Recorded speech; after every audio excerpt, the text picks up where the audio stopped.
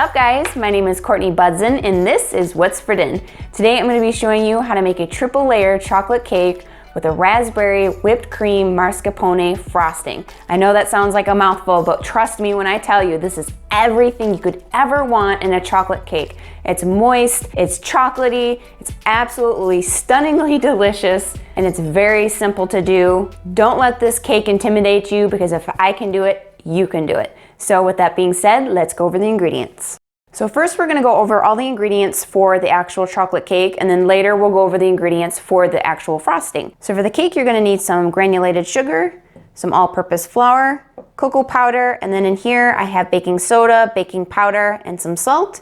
You're also gonna need some coconut oil, some eggs, a little bit of vanilla extract, and then I have some freshly brewed coffee here. Then I also have some chocolate chips, a little bit of buttermilk, and that's all you're gonna need for the actual cake part. So the first step is I have my hot coffee here. As you can see, it's steaming. It's really hot.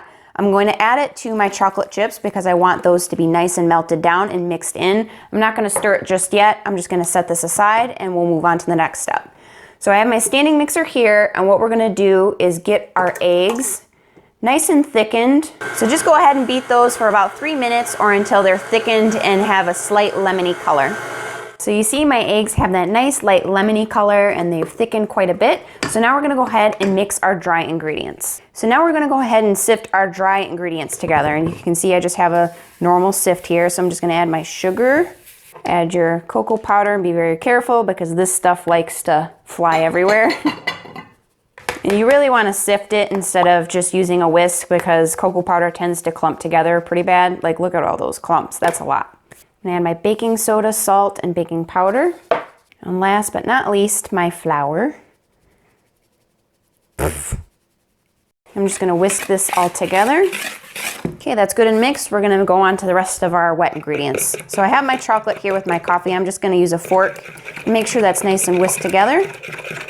So that's good and mixed, Rooney tuned. So now we're gonna go on to the rest. So I'm gonna turn my beaters on a low speed. I'm gonna slowly add my buttermilk.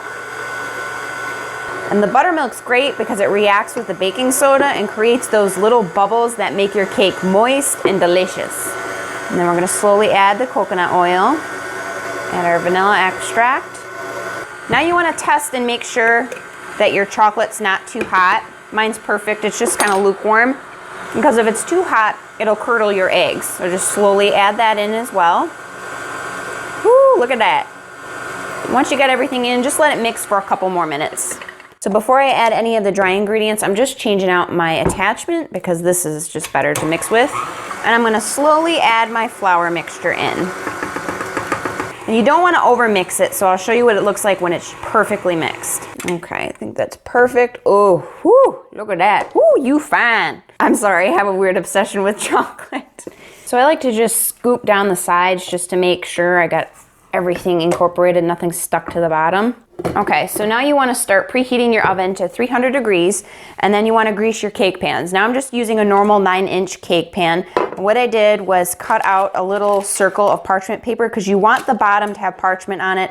Otherwise, there's a very large chance that even if you're using a nonstick pan, it's going to stick. So I cut out the circle, I sprayed underneath with cooking spray, put that in, then sprayed again, if that makes any sense. I'm really trying to make sure nothing sticks because, you know, that's how it works.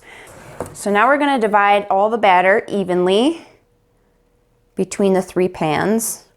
And I tend to add a little bit and kind of go back and forth because I really want my layers to be even. So once your cake batter's in here, just give it a shimmy, a shake, and a wiggle, a tap, and then we bake.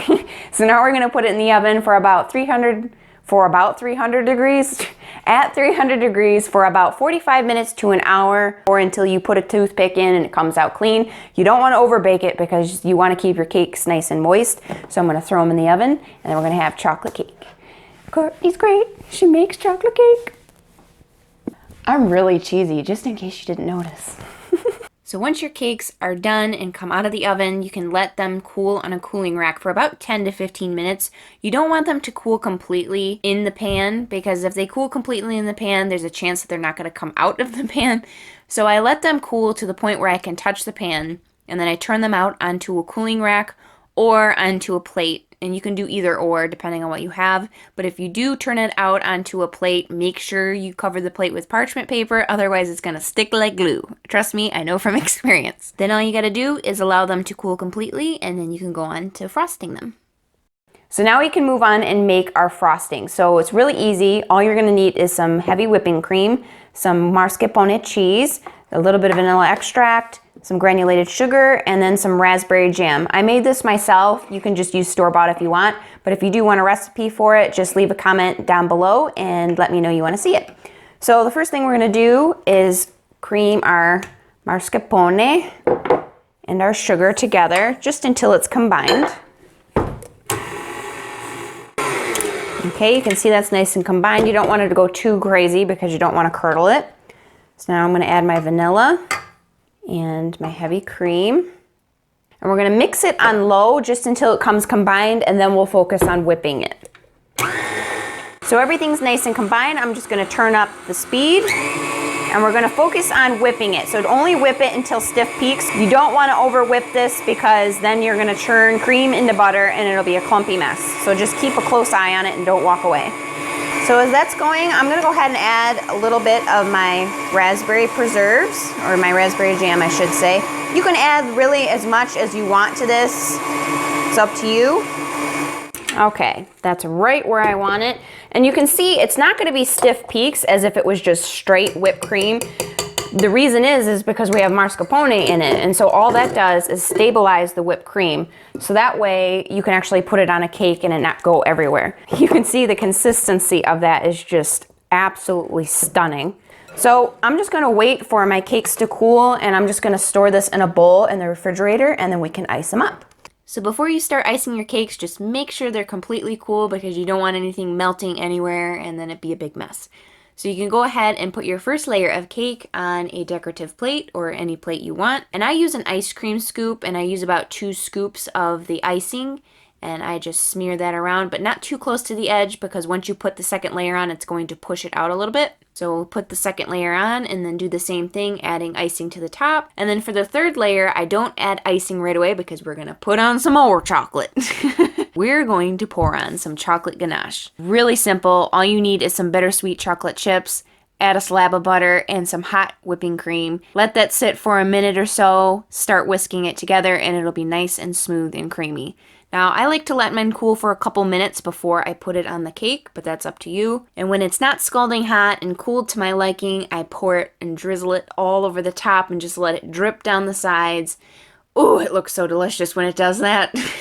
And then I put it in the fridge just to set for a little bit so that the whipped cream doesn't melt off. So I keep it in the fridge for about 20 minutes. So once it's all set in the fridge, I take it out, put the remainder of the frosting on top, and top it with some fresh raspberries, and you are ready to dive in. So this is what it looks like when it comes out and it's all completely put together, and you can see just how moist that is. I mean, look at the crumbly texture. Oh my goodness. Oh, it's so good. It's that kind of cake that when you eat it, it sticks to the top of your mouth because it's that moist. So if you want to remake this recipe, just look below in the description box. I have all the measurements and the written instructions. And if you did like this video, don't forget to smack that like button. And as always, thank you so much for hanging out with me, and we'll see you next time.